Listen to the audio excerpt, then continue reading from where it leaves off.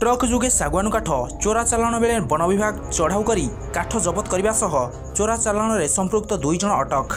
गतकाली विलंबित राति रायगड़ा जिला मणिगुड़ा रेंज अंतर्गत दुर्गी पंचायत काचापाई ग्राम निकट में विपुल परिमाण मूल्यवान सागवान काठ चोरा चालाण होता बेले खबर पाई वन विभाग चढ़ाऊ करथिला।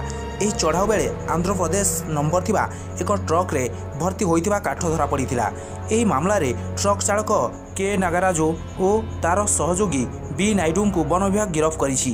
एही मूल्यवान काठगुड़िक आंध्र प्रदेश राजाम अंचल चोरा चालाण होता बेले प्रकृत में केउठारु एही मूल्यवान काठ कटा जाउछि तार तदंत चलिछि। नहीं गतकाली पाखापाखि राति 11:40 गोटे खबर आसाला गाड़ी काठ जाऊँगी बोली तापर आमर समस्त स्टाफ से जाए पहुँचे गाड़ीटा को देखी जबत कर टी काठ पाखापाखि 150 ऊर्ध सीएफटी जोटा आनुमानिक मूल्य 3 लाख ऊर्ध हम काठ सहित गाड़ी की जबत कर बर्तमान गाड़ी की बर्तमान रेंज ऑफिस कैंपस गणाई तार इनक्वारी परवर्ती इनक्वारी भी चालू रही। काठटा आमर दुर्गी सेक्शन काचापाई गाँ पाखु जाऊला सीटा आंध्र जाऊला आंध्र लोक आसते से गाड़ी काठ नहीं जाते।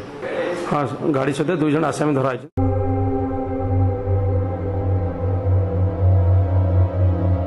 Rayagada Gautam Olaka report IYA news.